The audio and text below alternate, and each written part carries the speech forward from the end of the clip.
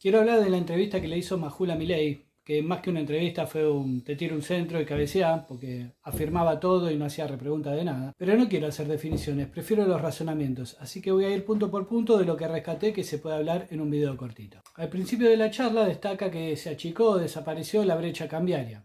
Sí, se fue para arriba. No es que el dólar alto bajó, sino que el dólar bajo subió. Y por otro lado destaca que el Banco Central compró 2.000 millones de dólares. Ahí coincido que eso es una buena noticia. Me gustaría agregar que también es importante que no se fume, porque liberando todas las importaciones no va a durar mucho tiempo. Después continúa la charla explicando lo importante que es desregularizar para ser más competitivos. Y esto lo quiero linkear con algo que comentó más al final de la entrevista sobre que lo llamó Elon Musk. En el mega DNU que envió, derogó dos leyes vinculadas a la minería. Una que crea el Sistema Nacional de Comercio Minero y otra que crea el Banco Nacional de Información Minera. Sin estas leyes, el Estado, entre otras cosas, no tiene información sobre el comercio minero. Entonces, cuando nos tengan que pagar, vamos a tener que confiar en lo que ellos dicen. A esto se refería en el programa de Mirta Legrand, cuando hablaba de un marco legal para que las empresas vengan a invertir. Después habla de eliminar el tongo de la política. Dice que parte de la lentitud que le ponen los legisladores es para buscar coimas, y que con el liberalismo no pueden morder. ¿Quiénes serían los que coimean a los legisladores? ¿Los jubilados? ¿Los trabajadores? ¿O empresas que prefieren que el Estado no tenga información y digan ellas cuánto están explotando la minería? ¿Seguro está eliminando el tongo de la política o de una parte? Estaría bueno saber qué legisladores aprueban este tipo de leyes. Después me llama mucho la atención como todo el tiempo habla de argentinos de bien, argentinos de mal. Hay como mucho juicio y poco argumento. Básicamente es cuando compartís mis ideas sos un argentino de bien, cuando no las compartís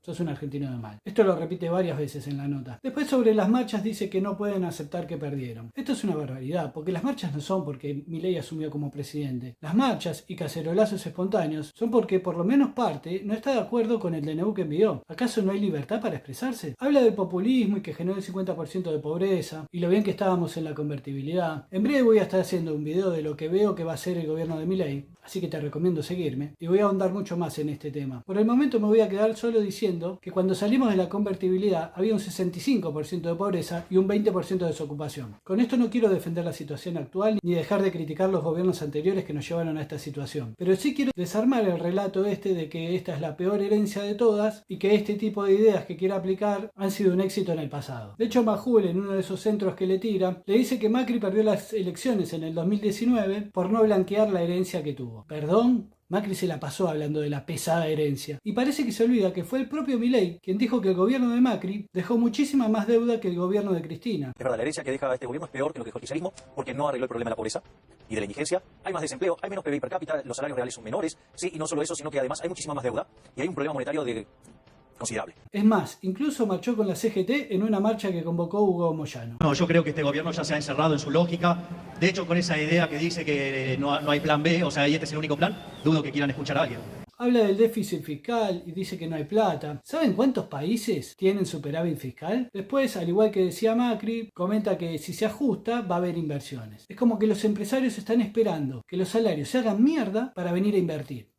También se queja de que hay una doble vara, que todos los gobiernos hacen DNU y solo lo critican a él. Convengamos que no es lo mismo sacar un DNU para abrir paritarias que sacar uno con más de 300 modificaciones que se mete con los tres poderes. Algo que me gustó que dijo es que si no aprueban el DNU llamaría a plebiscito. La verdad que eso me parece fantástico. Lo veo en sintonía con ese mensaje de darnos más libertad. Otra cosa que me gustó que dijo es que se hace cargo del ajuste a nivel del Ejecutivo Nacional y que el tema de las provincias lo tiene que resolver las provincias. Hasta ahí estamos bárbaros. Se hace cargo y respeta la independencia. Pero cuando empieza a hablar de privilegios ya me hace un poquito más de ruido porque, por ejemplo, en la justicia, que tiene un montón de privilegios, todavía no tocó nada y no parece que tenga intención de hacerlo. Entonces, cuando dice que el ajuste lo pagamos todos, al final parece que en la justicia no, los sectores más poderosos tampoco, termina haciendo un par de recortes en el Estado y el resto todos nosotros. Después, ante una pregunta de Majul, dijo que está considerando restituir el impuesto a las ganancias. Hace unos meses aprobó sacarlo, dijo que se cortaba un brazo antes de poner un nuevo impuesto y ahora que nos gobierna hace todo lo contrario. Con la ayuda de Majul, habla de los planes sociales y dice que hay 8.538 planes irregulares. Y acá cuando hablan de números es cuando más se construye un relato. Esa cantidad de planes no representa ni el 0,0 1% de los planes sociales. Y después, para estigmatizar a Kicillof, acotan que solo en provincia hay 2.243. Y ahí es cuando decís, la mierda, mirá los que hay en provincia. Claro, la corrupción de Kicillof. Porque es fácil engañarte con números. Esa cantidad de planes representa el 26% de los planes en cuestión. La provincia tiene el 36% de la población del país. Si en la provincia hay más personas, es lógico que haya más planes. Si hay más planes, es lógico que haya más planes irregulares. Pero esa parte no te la dicen. En vez de buscar el porcentaje de planes irregulares que hay, te hablan de números netos, dando la sensación de que,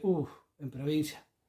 Y al ratito de esto, el que se cortaba un brazo antes de poner un impuesto, habla de crear el impuesto tasa Kicillof, debido al fallo que obliga a la Argentina a pagar 16.000 millones de dólares a fondos buitre. Fíjate vos como primero te ponen lo de los planes sociales, te hacen parecer que ahí hay más irregularidades, y al ratito te vuelven a traer el tema diciéndote vas a pagar por culpa de Kicillof. Y por supuesto, Majul no pregunta nada. Entonces pregunto yo, estos años que YPF dio miles de millones de dólares de ganancia, ¿se lo van a dar al pueblo en forma de bono Kicillof? Si logran vender de vuelta YPF, el dinero que ingrese de esa venta, ¿se lo van a dar a la población con el nombre del bono Kicillof? Otra pregunta, si a la suma de las ganancias que dio YPF, más el dinero que ingresaría por su venta, le resto lo que tenemos que pagar, ¿no fue un buen negocio? O la pregunta más importante de todas, ¿de qué manera puede resultar mejor el gobierno que vendió YPF ante el gobierno que la recuperó? Como les mencioné antes, en el próximo video voy a hablar más de estas políticas y cómo resultaron, pero me resulta increíble que siempre terminemos cuestionando al que compra y no al que vende. Y la pregunta más obvia de todas, ¿va a crear el impuesto tasa Macri por el préstamo que pidió al FMI sin contar intereses y contando a toda la población, incluyendo un bebé, tendríamos que pagar $1.000 cada uno? Qué raro, a Majul se le pasó de preguntar eso. Después habla de la cantidad de manifestaciones y que van a querer voltear el gobierno, que si esto sale mal explota, pero si no hacían nada también iba a explotar. Bueno, acá hay como una deformación de la realidad. Es cierto que estaba todo muy mal, acá nadie está negando eso. Ahora, ¿cómo se atreve a ponernos en una timba en la que si esto sale bien, buenísimo, y si sale mal, bueno, igual iba a explotar? Está hablando de nuestras vidas, de nuestro porvenir, de los sectores relegados. ¿Quién dijo que no queda otra que someternos a una ruleta rusa? Si había corrupción, que la elimine, va a mejorar las cosas. Si había deuda, que la pague y no se endeude más, y va a mejorar las cosas. Yo creo que la mayoría de nosotros reconoce los errores del gobierno anterior y entiende que hay que ajustarse un poco, acomodar algunas cosas para empezar a mejorar. Yo no estoy pidiendo una mejora inmediata, pero tampoco acepto que me estén gobernando tirando una moneda al aire, a ver si sale bien o sale mal. Y acá viene otra parte irónica. Después de que Caputo anuncie un montón de medidas y nos explique que el problema que tenemos, justamente Caputo, es el endeudamiento que tenemos, le reconoce a Majul que se está negociando un nuevo préstamo del FMI. No es una broma. Hablando de las jubilaciones, dice que con el sistema actual pierden 2 puntos. La verdad que al igual que los salarios, las jubilaciones venían perdiendo. Y dice que con la fórmula que tienen ellos se va a recuperar 1,6. Es decir, que las jubilaciones van a perder 0,4. Estamos hablando del porcentaje del PBI. Está reconociendo abiertamente que las jubilaciones van a seguir perdiendo poder adquisitivo. Y Majul nada. Acto seguido habla del sinceramiento de tarifas. Y esta palabra sinceramiento es de los pilares del relato. Porque criticábamos al gobierno anterior por la inflación que tenía y nos quieren vender que ahora son sinceramiento de precios. Criticábamos al gobierno anterior por la devaluación, que por supuesto estoy de acuerdo, y ahora parece que el de este gobierno es sinceramiento del tipo de cambio. Estaba bien criticar el anterior, pero es golpista si criticás el actual. No es así, viejo. Se critica por igual. Y si en vez de devaluar un 20%, devaluás un 100%, te vamos a criticar más. Si la inflación pasa de un 10% mensual a un 10% semanal, te vamos a criticar más. Es normal, sobre todo cuando no das una sola muestra de intención de recomponer los salarios, ni las jubilaciones. Al ratito, cuando hablan de Elon Musk, Majul le pregunta por los precios de Starlink. Y Milei dice que el problema no son los precios sino los salarios. Que el populismo nos comió un 90% de los salarios. Les dejo acá arriba de cuánto eran los salarios cuando salimos de la convertibilidad, el porcentaje de desocupación y el porcentaje de pobreza. Y enseguida anuncia que no va a haber aumentos para los empleados públicos. Acabas de hablar de sinceramiento de tarifas, sinceramiento de precios, de que el populismo nos empobreció y en el mes que vamos a llegar a un 30% de inflación, anuncias muy tranquilo que no va a haber aumento para esos empleados. Ya terminando la entrevista, habla del liberalismo, que es una batalla cultural, critica el socialismo y termina diciendo que no sabe cuándo va a bajar la inflación. A mí me parece perfecto que él tenga su ideología y que la defienda, y yo no estoy preparado para discutirle de esas cosas, pero sí conozco nuestra historia y conozco el resultado de las medidas que él está tomando. Yo no quiero que le vaya mal, o mejor dicho, yo no quiero que le le vaya mal a la Argentina, pero no veo cómo haciendo lo mismo vamos a tener distintos resultados. Y finaliza la entrevista diciendo que esto para él es un trabajo, que no lo ve como un político más, y que a él lo eligieron para hacer estas cosas. ¿Quiénes lo eligieron? ¿El establishment o el pueblo? Porque las cosas que está haciendo son las que pide el sector más poderoso del país. El pueblo lo eligió para administrar mejor los gastos, para así tener mejores salarios, mejores jubilaciones, un mayor bienestar. Y es mentira que acá no hay plata, no es que no hay plata,